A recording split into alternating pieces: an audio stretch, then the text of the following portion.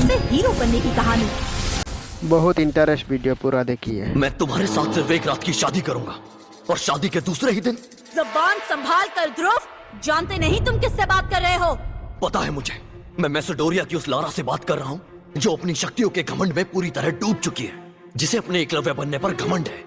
हाँ है मुझे घमंड ध्रुव, आखिर मैंने कम उम्र में तुमसे कई ज्यादा जो पा लिया है और तुम आज भी वही बुज़दिल के बुज़दिल। तुम्हारा यही घमंड मैं सारे मैसेडोनिया के सामने तोड़ूंगा लारा।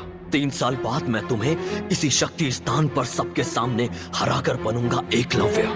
आज भरे दरबार में शौर्य दल के होने वाले लीडर ध्रुव का भरी सभा में उसकी होने वाली बीवी लारा ने अपमान किया, क्योंकि आज भी ध्रुव 90 सितारे की शक्ति पाने में असफल था और उसी के चलते लारा ने कमजोर ध्रुव से रिश्ता तोड़ने की बात की।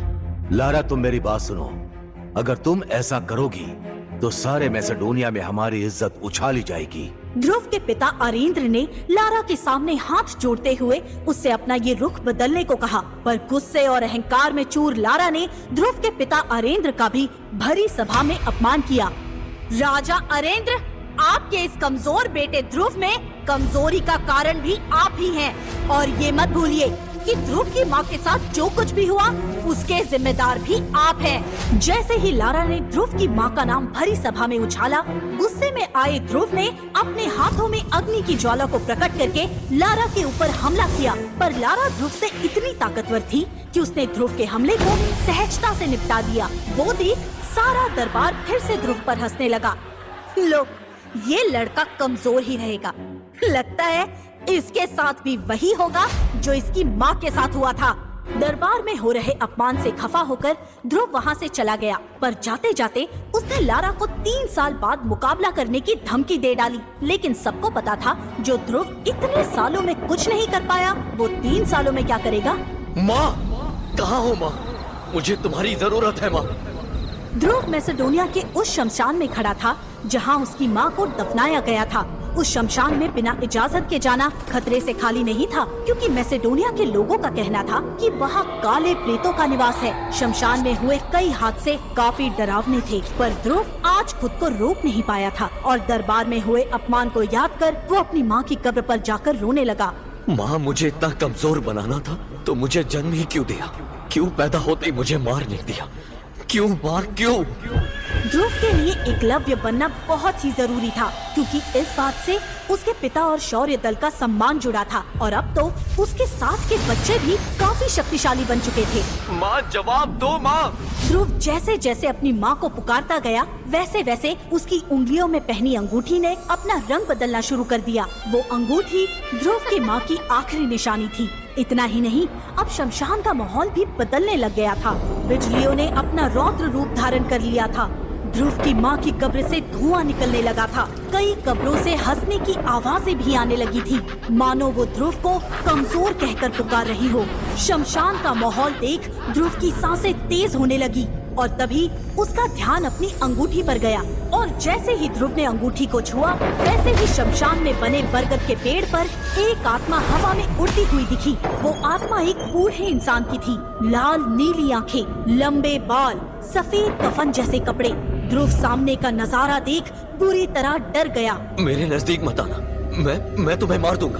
ध्रुव ने डर के मारे कई शक्तियों का हमला उस आत्मा पर किया, पर सब हमले कमजोर पड़ गए। आखिरकार वो आत्मा ध्रुव के नजदीक आकर खड़ी हो गई और उसने ध्रुव को हवा में उड़ा दिया। छोड़ो मुझे, मैं कहता हूँ छोड़ो।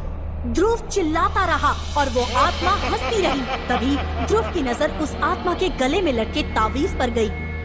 ये तावीज तो सबसे शक्तिशाली योद्धा की निशानी है। ये तुम्हारे पास कैसे आई? उस आत्मा ने हंसते हुए ध्रुव से कहा, ये तावीज तुम्हारी माँ की वजह से ही मेरे पास आया। क्या तुम मेरी माँ को जानते थे? क्या हुआ था उनके साथ, मुझे बताओ। माँ का नाम सुनते ही ध्रुव शांत हो गया।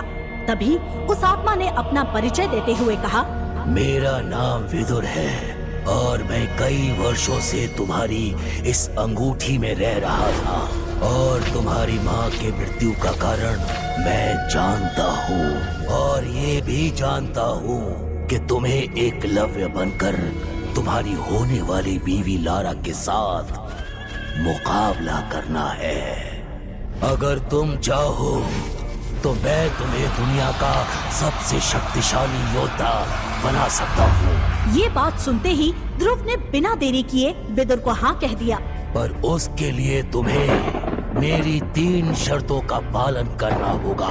ध्रुव ने फिर से बिना देरी किए विदुर को वादा कर दिया। विदुर ने मन ही मन में हंसते हुए ध्रुव के पास जाते हुए कहा, मेरी पहली शर्त है कि तुम किसी भी लड़की के साथ कोई भी संबंध नहीं बनाओगे।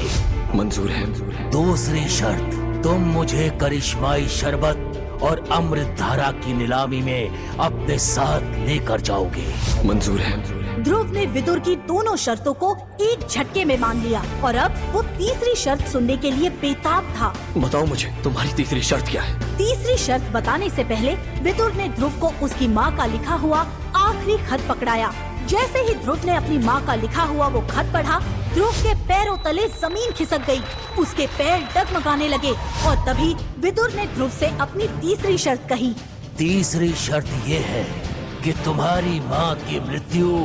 जैसे ही ध्रुव ने तीसरी शर्त सुनी, ध्रुव चिल्लाते हुए वहीं बेहोश हो गया और जब उसकी आँख खुली तब आखिर क्या थी विदुर की तीसरी शर्त? कैसे हुई थी ध्रुव के माँ की मौत? क्या है विदुर का सच? क्या सच में विदुर बना पाएगा ध्रुव को मैसेडोनिया का एकलव्य? क्या ध्रुव ले पाएगा अपने पिता और अपने अपमान का बदला? आखिर क्यों करना चाहता है ध्रुव लारा से एक रात की शादी? इन सारे सवालों का जवाब और इनके पीछे का सच जानने के लिए अभी डाउनलोड करें पॉकेट FM और सुनो ध्रुव की जबरदस्त कहानी सुपर योद्धा, बिल्कुल फ्री।